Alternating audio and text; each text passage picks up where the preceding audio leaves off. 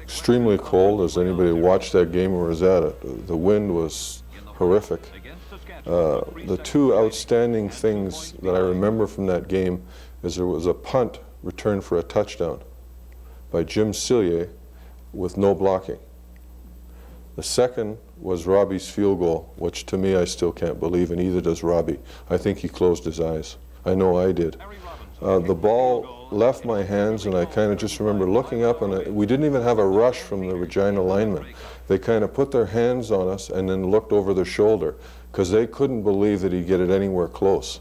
And then I can remember it just going to the right of the right-hand goalpost and then just kind of drifting in and dropping in. And obviously, we all went berserk. The 1971 Grey Cup win was special for Basil Bark. It culminated a great season, first-place finish, and he anchored the best offensive line in the league.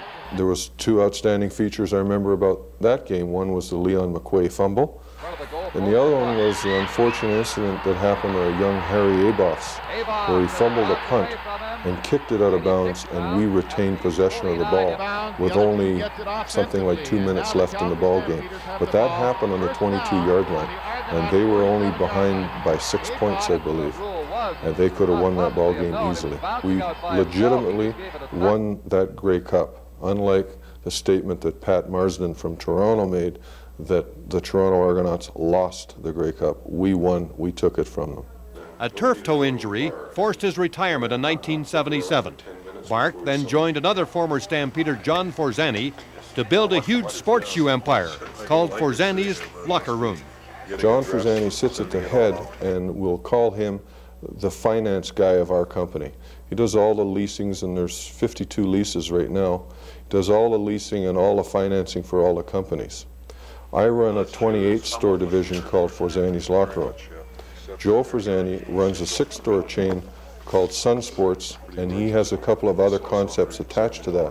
One is a freestanding ski store called Ski City, and the other one is two walking stores called the R&R. Then the third partner is Doug Forrest, and he runs 18 Jersey City outlets, which is the replica apparel retail chain. It's very satisfying, but it's a lot of hard work. We put in a lot of hours, and talk to any major retailer, there's a lot of aggravation that goes along with it as well, but it's all worth it.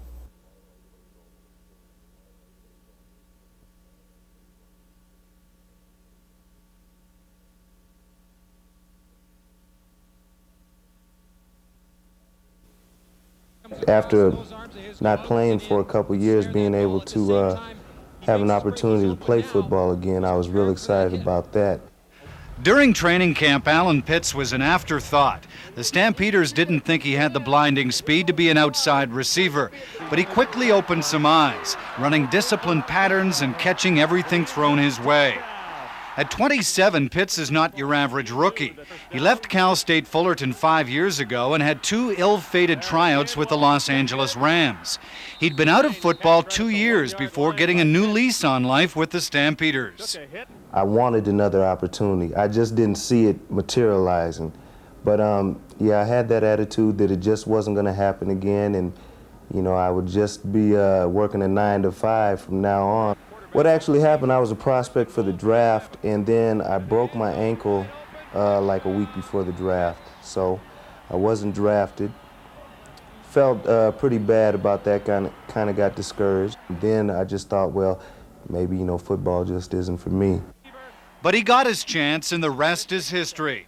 Pitts is now the leading rookie receiver in the CFL and is the first Stamp rookie since Terry Evanson in '66 to go over the 1,000-yard mark in receiving.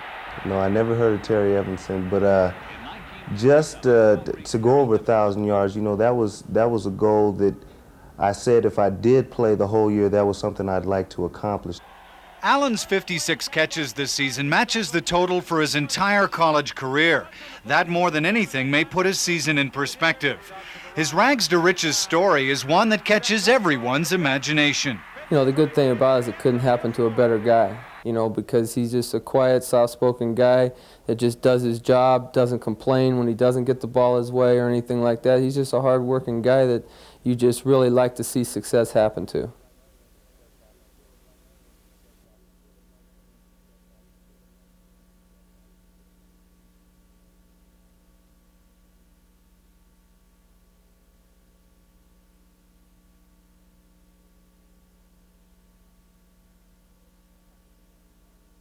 You have to do that now. Does he eat all the baby food too? Well, we have to diaper him. That's the problem.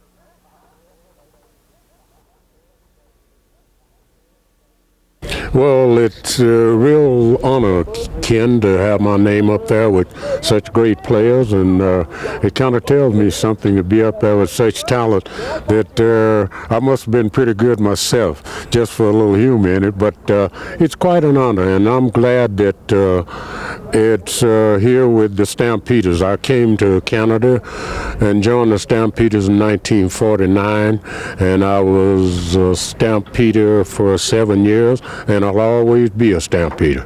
Sugar, did you not play both ways? You are a great wide receiver, but you were not also a tough defensive end. Yeah, I played both ways, Ken. I made All-Pro at wide receiver, and they said I'd slowed up a little bit, and then I went over to defense, and I made All-Pro there. And if you remember in those days, we only had 5 imports, and old Les Lear, he used to kiss Woody and myself goodbye when we left the sideline because he didn't see us no more till the game was over. Jerry, congratulations. You had a lot of great moments, Jerry. It's a real thrill for me. My wife came out for this. She's all excited about it too. You know, it's something you don't expect, but it's really nice. Looking back, you were both a safety, a defensive back, and also a quarterback. Where was your greatest and most enjoyable moments, Jerry? I think probably playing defensive back was the most fun. You know, at quarterback, you always had to think too much out there. Playing on defense, you know, you just get out and react, and it was a lot of fun playing defense. The year you won the Grey Cup, though, in 1971, when you had such a great winning streak going in the start of that season, I think you got injured after about 10 games. That probably was Jerry Keeling at his finest at quarterback. Yeah, I think that was probably may have been the best all-around team that we had that year, 71. We had, you know, all of the guys had been around for a long time. Most of us had come in the early 60s and been together for a long time. So it was a real veteran team, and plus we had a few, you know, real good rookies in too that year.